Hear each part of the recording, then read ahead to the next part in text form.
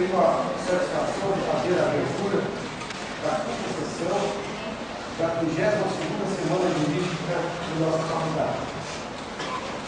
E hoje ainda essa nossa satisfação é maior, torna-se maior, e recebemos mais uma vez, a quarta vez, como conferencista da nossa faculdade, o Dr. Walter Antônio Carrasco, doutor e diretor, doutor e livre-docente em Direito Tributário, professor titular da Faculdade de Direito da Pontifícia Universidade Católica de São Paulo, advogado e consultor tributário, que irá discorrer sobre o tema o sistema constitucional tributário e os direitos do contribuinte. Portanto, Dr. Walter Antônio Carrasco, mais uma vez, seja bem-vindo.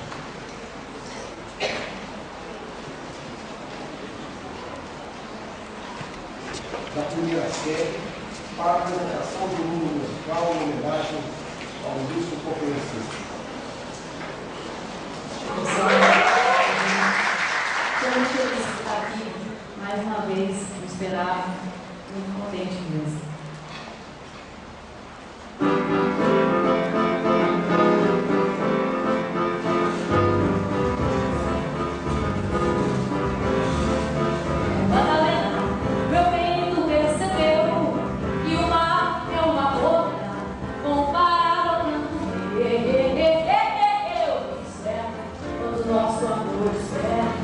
Logo o sol se desespera e se esconde lá na serra. Madalena, o que é meu não se divide, tão pouco se admite, quem do nosso amor divide. Até a lua se arrisca no palpite, e o nosso amor existe, forte ou fraco, alegre ou triste. Madalena, meu peito percebeu que o mar é uma gota comparado ao pranto meu. Eu observo quando o nosso amor espera, logo o sol se desespera e se esconde lá na serra. Madalena, o que é meu não se divide, tão pouco se admite, quem do nosso amor duvide.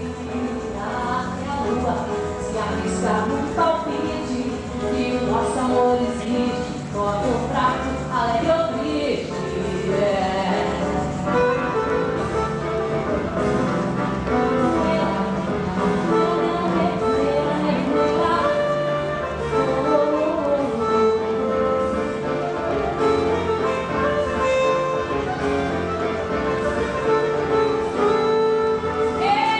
Madalena, o que é meu não se divide, tão pouco se admite, quem do nosso amor divide.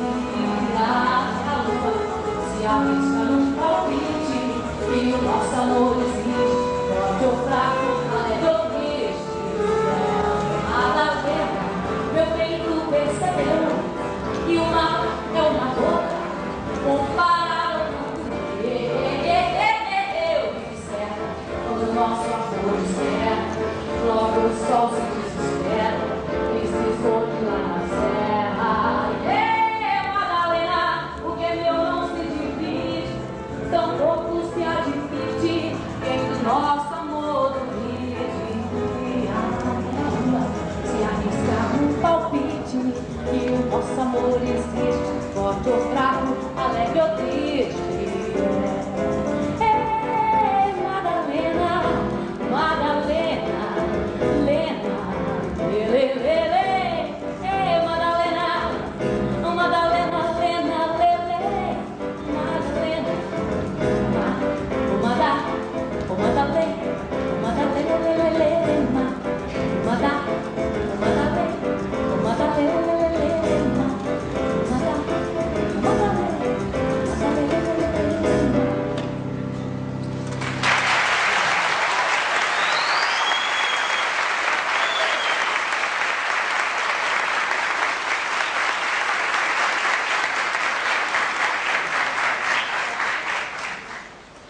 Convidado pelo Dr. Rosângela Pérez França para proceder à leitura do convite do Dr. Walter Antônio Carrasco.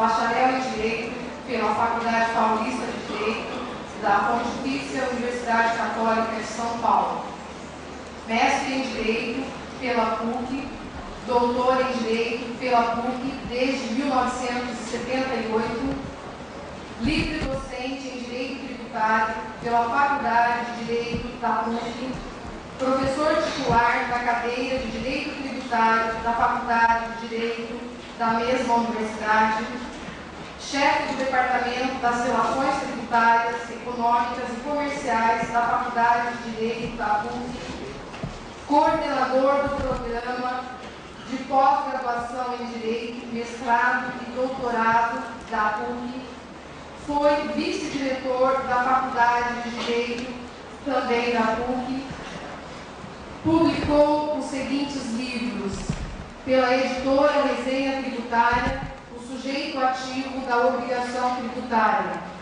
pela editora Revista dos Tribunais, O Regulamento do Direito Tributário Brasileiro, Conflitos de Competência, um caso concreto, Princípios Constitucionais Tributários e Competência Tributária, pela editora Malheiros Editores, Curso de Direito Constitucional Tributário e ICMS. Publicou ainda 17 livros em coautoria, dos quais destacamos os publicados no ano de 2000. Temas de direito empresarial contemporâneo, grandes questões atuais do direito tributário, temas de direito tributário, temas de direito administrativo. Publicou mais de uma centena de artigos e pareceres jurídicos em revistas especializadas, prefaciou 15 livros e supervisionou a impressão do mini código RT Direito Tributário. Tem proferido aulas, palestras e conferências sobre temas constitucionais e tributários, além de participar ativamente de cursos, congressos e bancas examinadoras. É ainda procurador de justiça aposentado do Estado de São Paulo e advogado em São Paulo, atuando como consultor tributário. Seja bem-vindo, doutor.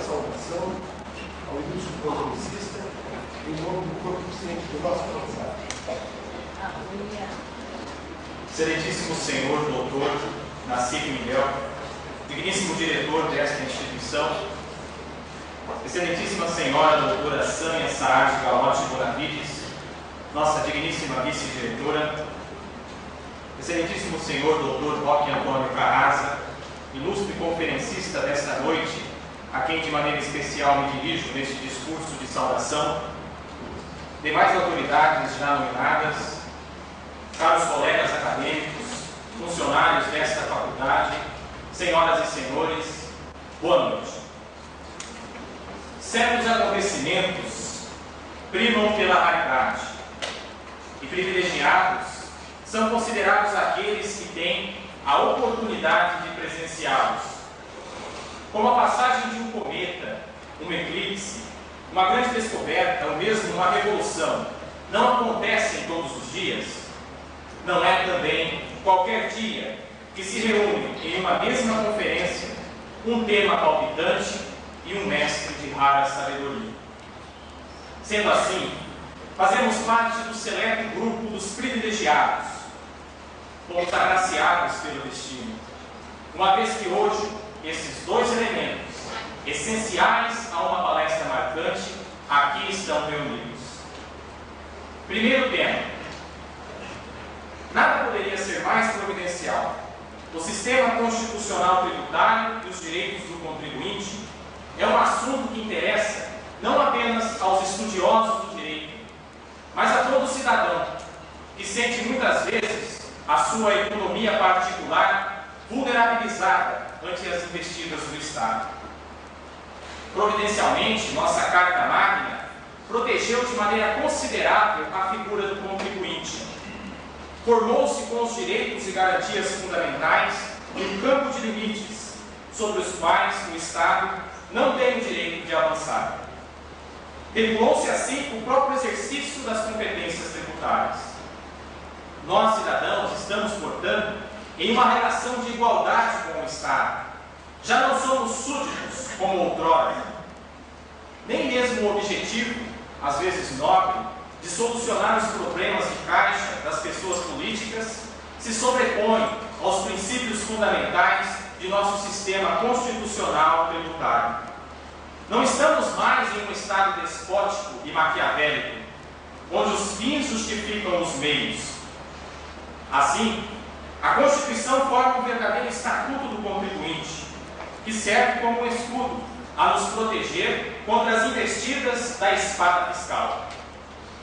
Além da grande importância, o tema é atualíssimo, sendo ampla a sua discussão no cenário nacional. Fala-se em reforma fiscal e discute-se hoje no Congresso Nacional o projeto de um Código de Defesa do Contribuinte, cuja finalidade é justamente tornar aplicáveis estes valores constitucionais e tributários. Só o tema já seria suficiente para fazer com que saíssemos de nossas casas e aqui estivéssemos. Mas como se isso fosse pouco, temos aqui nada mais, nada menos para expor esse tema uma das maiores autoridades brasileiras no campo do direito tributário, o professor Roque Antônio Carrasa. Não é preciso dizer muito, pois a leitura de seu currículo já demonstra a sua grande cultura.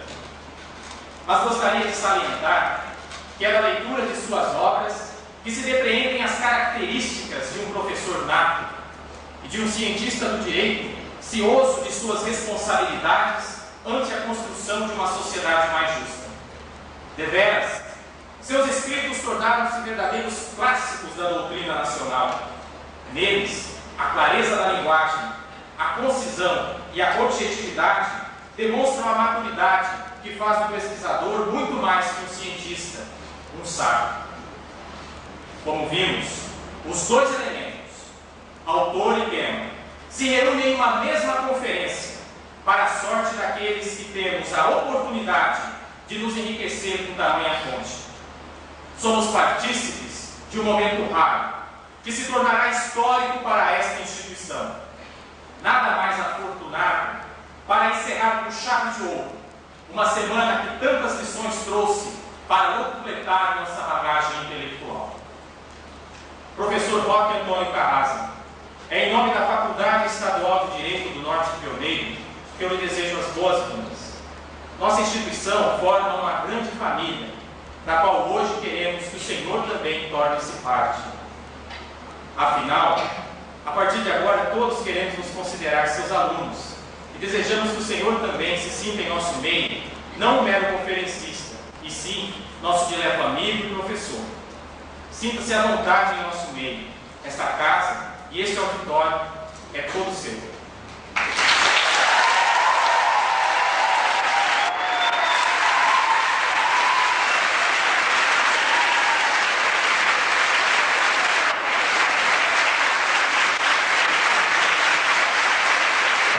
Agradecemos ainda as presenças do senhor Tomás Engoli Filho, digníssimo vereador da Câmara Municipal de Jacarezinho, o senhor João Garbelino Neto, chefe da 10ª Ciretona de Jacarezinho, como também a todos que conceda a palavra ao Dr. Roque Antônio Carrasa, que irá discorrer sobre o tema o sistema constitucional tributário e os direitos do contribuinte.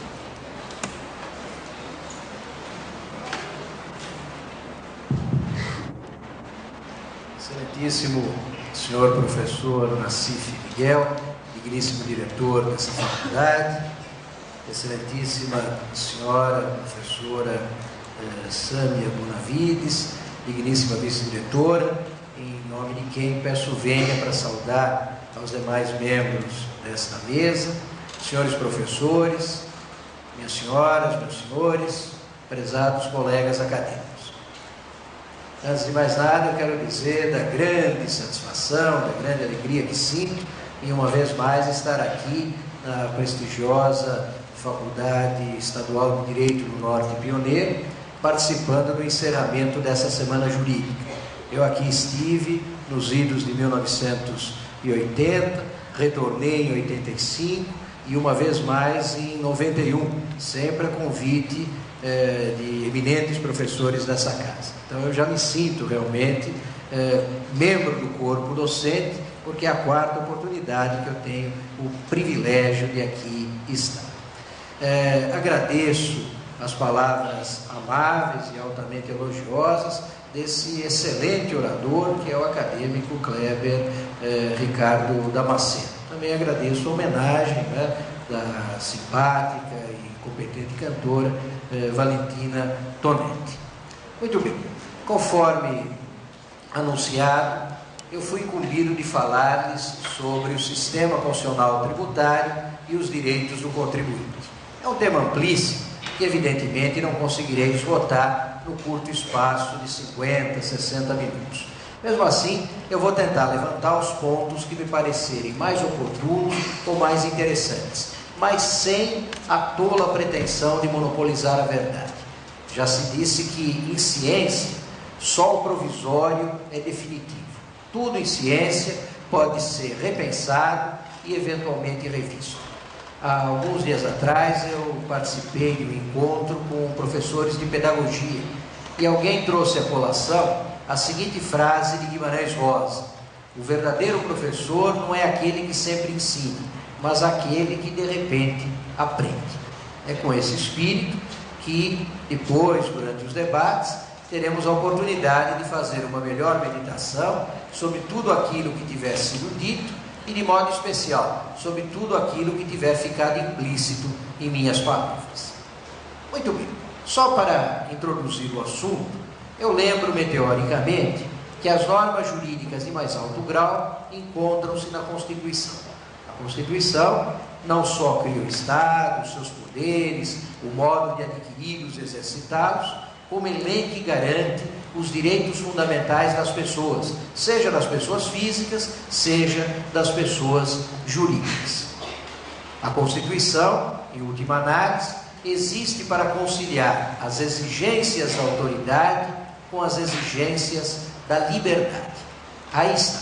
A Constituição existe para dar liberdade às pessoas, mas não só para isso, também para dar-lhes segurança jurídica, porque sem segurança, inclusive em matéria tributária, não pode haver verdadeira liberdade. E por falar em matéria tributária, a Constituição foi extremamente pródiga no disciplinar o fenômeno tributário. Ela contém centenas de princípios, de regras que pautam, que regem, que disciplinam a ação estatal de exigir tributos. E vejam os amigos que essa não é uma característica da atual Constituição, da Constituição de 1988. Não, essa é uma característica de todas as constituições brasileiras. Tanto que Aliomar Baleiro, mestre do direito tributário, comentando a Constituição pretérita, a Constituição de 67, escreveu logo na primeira página do seu livro Direito Tributário Brasileiro: das 25 mil palavras que compõem essa Constituição, Constituição de 67, repito, pelo menos 5 mil dizem respeito à tributação. É evidente que Baleiro, grande mestre baiano, que chegou a presidir o Supremo Tribunal Federal, nunca teve a fleuma, a pachorra de contar as palavras da Constituição de 67, muito menos as palavras da Constituição de 67, que de algum modo repercutiam no fenômeno da tributação. O que, sem dúvida, o excepcional jurista quis significar com essa frase de efeito, com esse tropo de linguagem, é que ninguém no Brasil pode ser havido por conhecedor do direito tributário se não tiver palmilhado a Constituição. Baleiro deplorava o mau hábito de estudar-se direito tributário no Brasil a partir do Código Tributário Nacional, quando não de leis, de decretos, de portarias. O resultado dessas práticas no mais das vezes, é desastroso. E isso por uma razão muito simples, é que no Brasil, a lei maior tributária é a própria Constituição. Há uns 6 meses, esteve em visita ao Brasil o professor Sérvulo da Costa, que é um dos catedráticos de Direito Tributário da Faculdade de Direito da Universidade de Lisboa. E o professor Sérvulo deplorava que em Portugal a Constituição não pré-estabelece o conteúdo das leis tributárias, pois no Brasil a Constituição pré-estabelece, pré-determina o conteúdo das nossas leis tributárias.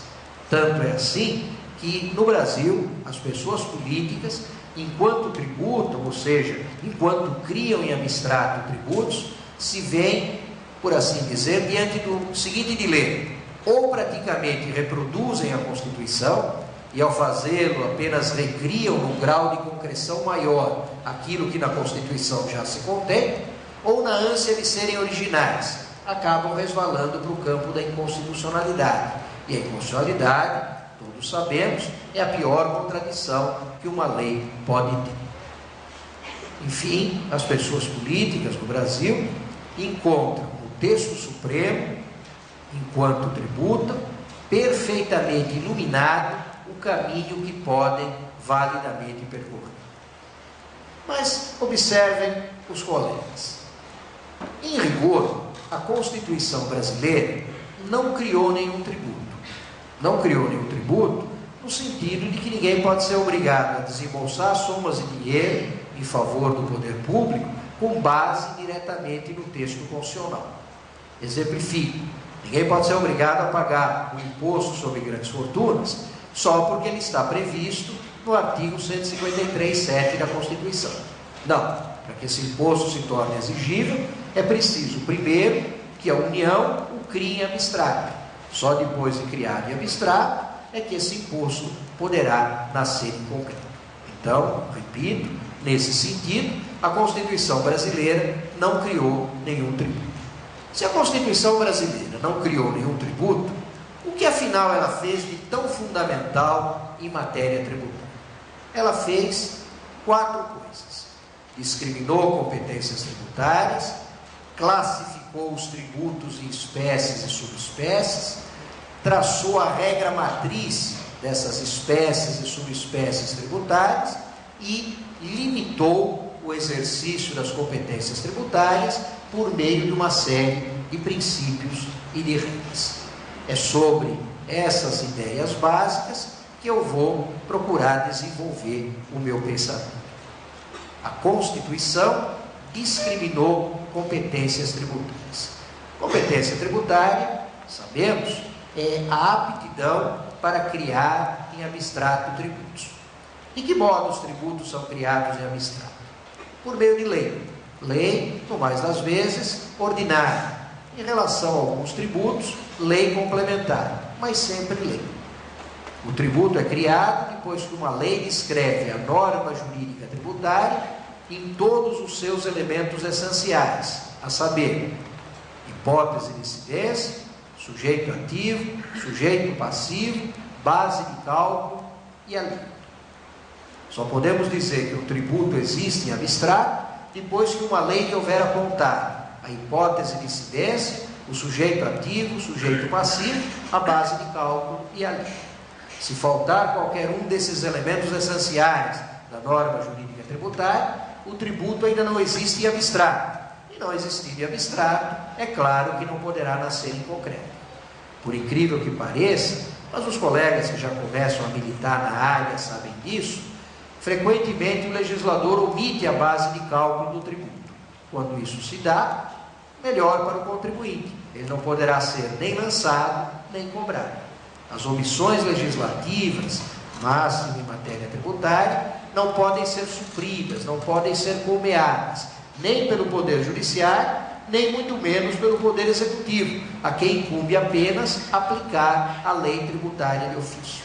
Enquanto o Poder Legislativo não ultimar a sua tarefa, enquanto o Poder Legislativo não descrever a norma jurídica tributária em todos os seus aspectos, em todos os seus elementos, o tributo não existe em abstrato e não pode, portanto, ser exigido. Mas retomando a ideia para que ela não se dispense. Competência tributária é a aptidão para criar e abstrair tributos, descrevendo legislativamente, por meio de lei, suas hipóteses de incidência, seus sujeitos ativos, seus sujeitos passivos, suas bases de cálculo e suas alíquotas. Como corolário, temos que exercitar a competência tributária é dar nascimento, no plano abstrato, a tributos. Aliás, em rigor, a competência tributária não é só a aptidão para criar tributos, senão também para aumentá-los, para diminuí-los, para isentá-los. A competência tributária é a possibilidade também de criar obrigações acessórias, de descrever infrações tributárias, combinando-lhes as respectivas sanções. É só por amor à brevidade que dizemos que competência tributária é a aptidão para criar tributos. Nesse particular, se aplica por inteiro a regra: quem pode o mais, pode o menos. Em direito, essa regra nem sempre vale, mas no caso em questão, se aplica totalmente: quem pode o mais, pode o menos. Se a pessoa política pode o mais, que é criar o tributo diretamente no texto constitucional, segue-se que pode o menos, que é aumentar o tributo que já existe, diminuir o tributo que já existe, conceder uma isenção tributária e assim por diante. Mas afinal, quem tem competência tributária? Eu já disse, as pessoas políticas, a União, os estados, os municípios e o Distrito Federal. Só as pessoas políticas têm competência tributária? Só. Por quê? Porque só elas têm poder legislativo. A tarefa de criar tributos é exclusivamente legislativa. Só quem legisla pode, de modo válido, tributar. Ora, quem legisla no Brasil? Apenas as pessoas políticas. Segue-se, portanto, que apenas elas têm competência tributária. E, de fato, a Constituição deu à União, aos estados, aos municípios e ao Distrito Federal competências privativas para criar todos os tipos de tributos. Costumo dizer que a Constituição traçou as fronteiras do campo tributário e o dividiu em faixas, dando uma para cada uma das pessoas políticas, de tal sorte que a União tem os seus tributos, cada um dos Estados-membros, outros tributos, idem os municípios e o Distrito Federal. Aliás, em matéria tributária, quem diz privativa, diz exclusiva. As competências tributárias no Brasil são exclusivas. A competência que a pessoa política A recebeu da Carta Constitucional para criar o tributo X exclui as competências das pessoas políticas B, C, D e N para virem a criar esse mesmo tributo X. Ou, se quisermos fugir da aridez da teoria, vamos dar um exemplo concreto. A competência que a União recebeu da Constituição para criar o IPI exclui as competências dos estados, dos municípios e do Distrito Federal para virem a criar esse mesmo imposto sobre produtos industrializados. Então nós estamos percebendo que o tema competência tributária é eminentemente constitucional. Ele só pode ser estudado ao lume da Constituição. Em vão buscaremos em normas infraconstitucionais, que Máximo Severo Giannini chama de normas sublimárias, diretrizes a seguir a respeito desse assunto. O próprio Código Tributário Nacional, no que concerne a competência tributária, pode, quando muito, explicitar o que está implícito na Constituição, mas nada de substancialmente novo lhe pode agregar ou subtrair. Estamos notando que a Constituição é a carta das competências tributárias. Ela indica o que as pessoas políticas podem, o que não podem e o que devem fazer enquanto criam tributos. Enfim, como eu já havia anunciado, a Constituição discriminou competências para que as pessoas políticas, querendo, criem tributos. Mas a Constituição fez mais uma coisa. Ela também classificou os tributos em espécies e subespécies. A nossa Carta Magna está comprometida com uma classificação jurídica dos tributos. Tanto é assim que o artigo 145 desse diploma estabelece que as pessoas políticas estão credenciadas a criar impostos, taxas e contribuição de melhoria. Temos, pois, que no Brasil o tributo é o gênero do qual o imposto, a taxa e a contribuição de melhoria são as espécies. No Brasil não temos como fugir disso. Um tributo ou é imposto, ou é taxa, ou é contribuição de melhoria. Algum dos colegas poderia me observar com inteira razão que os empréstimos compulsórios também são tributos, que os impostos extraordinários também são tributos, que as contribuições para fiscais são tributos, como tributos são igualmente as contribuições referidas nos artigos 149 e 195 da Constituição. Concordo, são tributos, mas são tributos, dentro da minha ótica, que de acordo com suas hipóteses de incidência, com seus fatos geradores em abstrato, podem vir reconduzidos a uma dessas três espécies, ou a espécie imposto, ou a espécie taxa, ou a espécie contribuição de melhoria. Depois, se houver interesse, podemos, durante os debates, desenvolver essas ideias. Eu quero agora acrescentar que a espécie imposto foi dividida pela Constituição em várias subespécies. O artigo 153 da Constituição elenca os impostos de competência da União: o imposto à importação, o imposto à exportação, o imposto sobre a renda, o IPI, etc. O artigo 155 enumera os impostos de competência dos Estados-membros e em seu território do Distrito Federal: o imposto sobre doação, o imposto sobre transmissões causa-mortes, o imposto sobre operações mercantis, o imposto sobre a propriedade de veículos automotores. E, finalmente, o artigo 156, sempre da Constituição, indica os impostos de competência dos municípios e em seu território também do Distrito Federal, a saber, o IPTU, Imposto Predial e Territorial Urbano, o ITBI, Imposto sobre a transmissão de bens imóveis, e o ISS, Imposto sobre serviços de qualquer natureza. A Constituição, acrescento, também dividiu a espécie taxa em duas subespécies: taxa de serviço e taxa de polícia. Taxa de serviço que nasce de serviços públicos específicos e divisíveis, prestados ao contribuinte ou postos à sua disposição. E a taxa de polícia, que nasce de atos de polícia de efeitos concretos. Só a contribuição de melhoria que não tem subespécies. A contribuição de melhoria é espécie e subespécie ao mesmo tempo.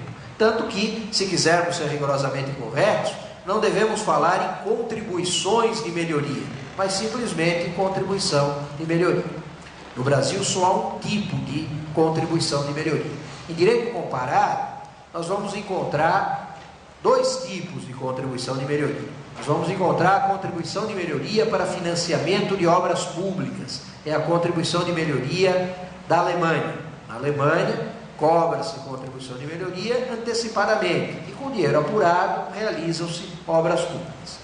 O segundo tipo de contribuição de melhoria é a contribuição de melhoria existente na Inglaterra. Na Inglaterra, a contribuição de melhoria só pode ser exigida depois que a obra pública estiver ultimada, quando já for perfeitamente detectável